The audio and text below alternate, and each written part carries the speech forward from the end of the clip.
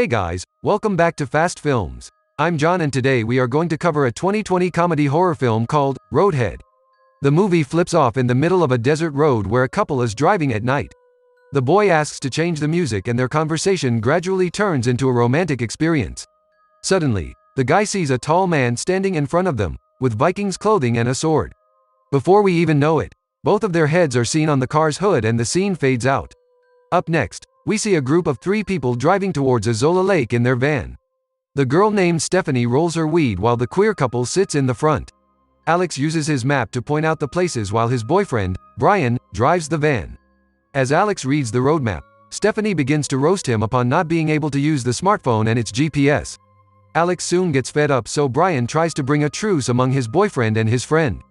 Gradually, they get along well and start joking. In the meantime, the bulky offender stares at the van from a distance and starts walking towards it. On the other hand, the group arrives at a dry portion of land, which was presumably known as the Azola Lake.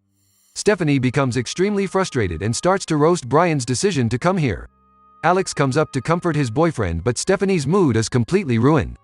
Alex comes up for Brian's defense and starts arguing with Stephanie. He mentions that she's here to forget about David, who's Stephanie's ex-boyfriend. Their fight escalates, but Brian comes ahead and calms down Stephanie. He then begins to dance for her to lift her mood and eventually becomes successful with it. As the gay couple decides to walk out, Stephanie makes the decision to smoke weed and get high. Meanwhile, Alex and Brian walk away. Alex mentions that he wanted the trip for just the 2 of them, upon which Brian promises him that they'll go on the trip later on.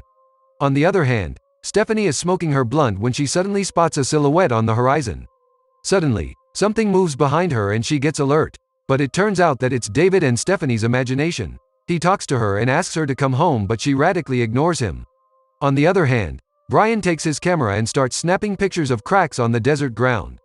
He devises a philosophy behind the mystical crack patterns while Alex simply looks at him admiringly. After he's finished, Brian gives the camera to Alex so that his pictures can be snapped. In the meantime, Stephanie is still being bothered by David. So, in order to push him away, she goes to sit in the van and light up a blunt, but he appears next to her. In sheer frustration, she hits him in the face and that makes his illusion disappear with a whiff. Back to the couple, we see them snapping pictures. Brian gets a text from Stephanie that she's getting high and going to sleep. Alex sees that as an opportunity to spend a good time with his boyfriend, so they both dash to the van. As Brian begins to drive, Alex gets the idea to please him. Suddenly, the heads appear on the road and Brian brakes hard.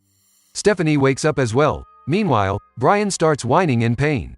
Nevertheless, they get out of the van and Stephanie sits down to analyze the heads.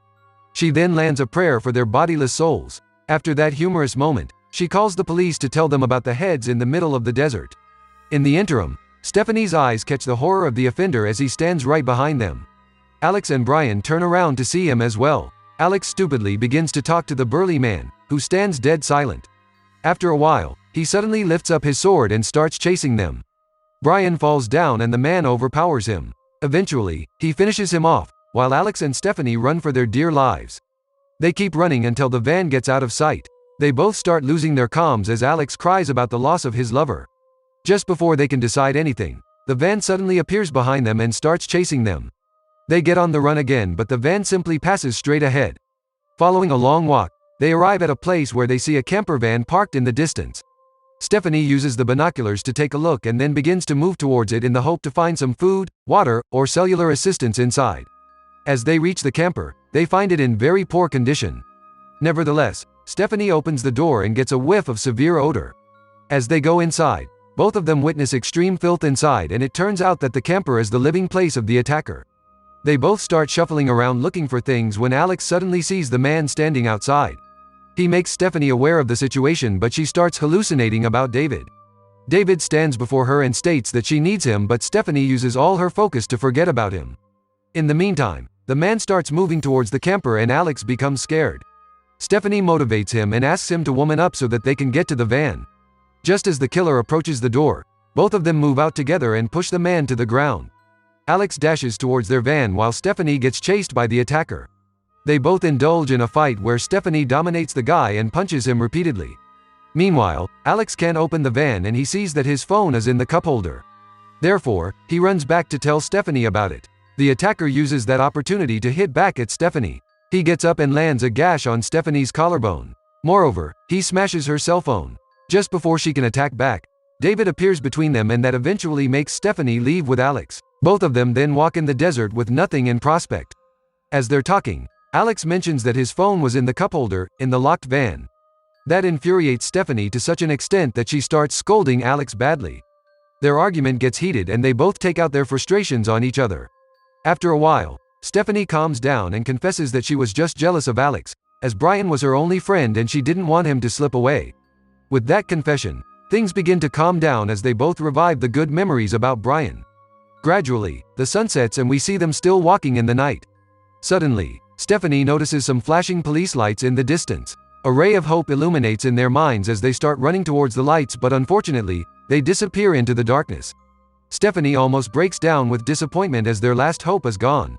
She drops on her knees and starts crying when suddenly, the van's lights turn on beside her. It's the attacker again who starts chasing them now. Alex runs away while Stephanie falls to the ground. The assailant then abducts her and takes her away in the van. In the interim, Alex passes out on the ground. On the other hand, Stephanie demands the assailant to finish her off. As soon as he replies, Stephanie becomes really shocked that he can actually speak. He then tells her that he's taking her to the leaders who'll have a better future for her and they will reward him. As they're talking, they arrive in a junkyard where Stephanie tries to strangle the man with her legs. Before he can pass out, he manages to get out of the van. As he goes out of sight, Stephanie slowly gets out and finds a shard of glass to cut at her ropes. But before she can get free, the assailant returns and forces her back inside the van. The next morning, Alex wakes up in the middle of the desert and begins whining about the events that had happened. When he regains his consciousness, he witnesses the van's tracks on the ground and he begins to follow them.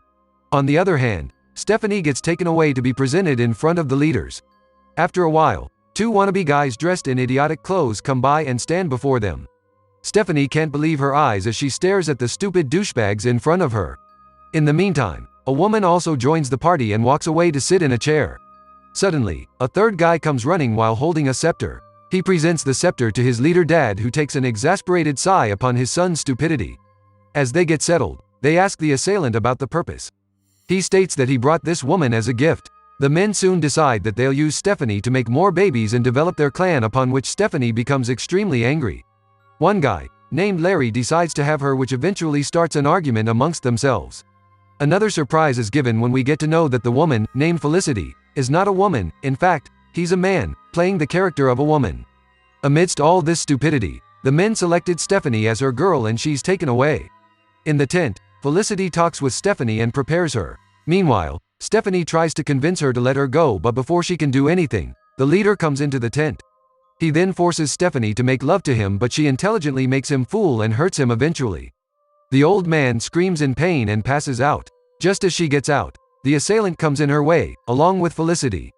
But in a sudden turn of events, Felicity knocks out the executioner from behind and gives Stephanie the chance to run away for her dear life. Stephanie uses the opportunity and slowly staggers across the junkyard. She can't walk much and eventually passes out. Later on, we see her getting dragged away. Following the fade-out, she wakes up in a car beside Alex and in sheer relief, she hugs him and heaves a sigh of comfort. Afterward, they both spend the time together in the car as Stephanie lights up the weed. As she smokes, Alex accepts the blunt as well and smokes a few puffs. During that, they both talk about Brian and all of his good qualities. They share memorable events and memories and together they enjoy it. In the meantime, they hear the van coming towards them, so Stephanie walks out to face the guy while ordering Alex to stay back. She comes out in the open and stands in the way of the van while holding a steel pipe. The assailant parks the van and comes outside with his sword. After a brief exchange of words, they both charge at each other and the aggressor manages to overpower. As she drops to the floor, Alex gets prepared to save her. Before he can reach there, the assailant finishes her off. Alex charges blindly towards them but soon realizes that he has mistakenly hurt Stephanie. He turns to the assailant and a fight erupts between the two of them. Despite his queer instincts, Alex manages to keep up with the barbarian. He soon picks up the skulls around and throws them towards the assailant. The fight begins once again, but this time, Alex manages to knock him out and by repeatedly hitting his face. Following the ordeal, Alex takes the van and drives away. During that, Brian appears beside him and tells him that he's proud of him. Tears appear in Alex's eyes as he remembers Brian, but soon, he recalls that he has taken the life of someone. He begins to laugh, but after a while, we witness that he's not alone in the van. Jared pops up from behind and attacks him. In the final moments of the film, The van comes to a halt and Jared takes out Alex's body. He lands it on the ground and drives away in the desert, ultimately putting an end to the movie. Thanks for watching, guys.